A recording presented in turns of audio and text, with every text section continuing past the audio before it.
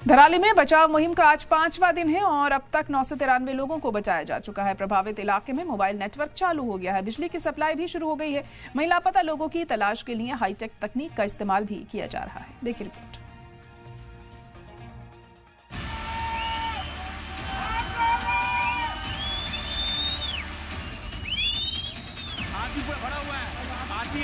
उत्तराखंड के हर्षिल की ये तस्वीरें इस बात की गवाही है कि 5 अगस्त को यहाँ आई आफत कितनी खौफनाक थी। देवभूमि में बादल फटा हर्षिल में बन गई झील। देखते ही देखते यहाँ पर एक झील बन गई और फ्लैश फ्लड का पानी इसमें जमा हो गया।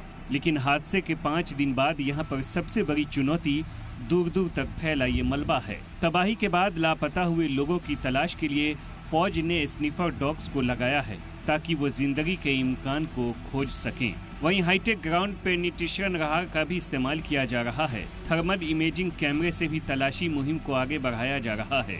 सर्च एंड रेस्क्यू टीम का हिस्सा है। अभी हम हर्षिल के लोअर कैंप। वहीं गंगनानी में तबाह हुए पुल को फिर से बनाने का काम जारी है। मुहिम की रफ्तार को देखते हुए उम्मीद है कि शाम तक पुल का काम पूरा हो जाएगा। धराली तक राहत पहुंचाने की तमाम कोशिशें हो रही हैं। हवाई मार्ग से लगातार सेना की तरफ से वहां पे लोगों को मदद की जा रही है, लेकिन सड़क मार्ग पे दिक्कतें हैं। सड़क मार्ग पे फिलहाल मैं गुगनानी के पास हूं और यहां से जब हम आगे बढ़ते हैं तो यहां पर आप मेरे दाहिने तरफ देखेंगे इस पुल का निर्माण किया जा रहा है। युद्ध स्तर पर बीआरओ यहां पर लगी हुई है। इसके अलावा सेना भी लगाई गई है मदद के लिए ताकि जल्द से जल्द इस पुल का निर्माण करा दिया जाए। बड़ी बड़ी मशीनें यहाँ बुलाई गई हैं, लेकिन इस बीच और कितना वक्त लग सकता है। वक्त की बात इसलिए हम बार बार कह रहे हैं क्योंकि जब सड़क का निर्माण हो जाएगा उसके बाद जो ज़मीनी स्तर पर मदद है वो और तेजी से पहुँचेगी। बेहद मुश्किल हालात में काम कर रही टीम के लिए हौसला बढ़ाने वाली बात यह है कि अब तक 993 लोगों को बचाया जा चुका है। रेस्क्यू ऑपरेशन में हेलीकॉप्टर की मदद ली जा रही है। बेघर हुए लोगों को आरजी कैंप में ठहराया जा रहा है। लोगों को दवा से लेकर हर जरूरत पूरी की जा रही है। उत्तराखंड के डीजीपी ने बताया है कि आज सुबह सुबह बचाव का काम शुरू कर दिया। मौसम साफ होने की वजह से थोड़ी मदद भी मिली। आज भी जो है सुबह से वेदर क्लियर मिलने पर बहुत अच्छी हमारी जो सॉर्टीज थी वायुसेना की और युकाडा की, उनके थ्रू कई जो हमारे यात्री बचे हुए थे उनको निकाल लिया गया है और साथ ही बहुत भारी संख्या में सप्लाईज, राशंस और सारी जो आवश्यक सामग्री है वो पहुंचा दी गई है। हमारे 125 केवी के जो जेनसेट्स हैं वो पहुंच गए हैं चिनूक के द्वारा और हर्षिल और धराली पर जो रेस्क्यू एफर्ट्स हैं उन्होंने भी काफी तेजी पकड़ ली है। वहीं धराली गांव में हुए जानी नुकसान का अंदाजा लगाया जा रहा है।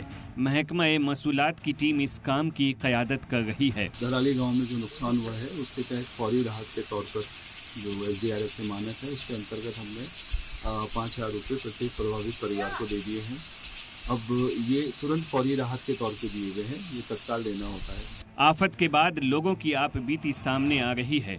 सलाम टीवी की टीम से एक खातून ने कहा कि वहां हालात अभी भी बहुत खराब हैं और वो अपने भाइयों को राखी नहीं बांध सकी और उन्हें लौटना पड़ा।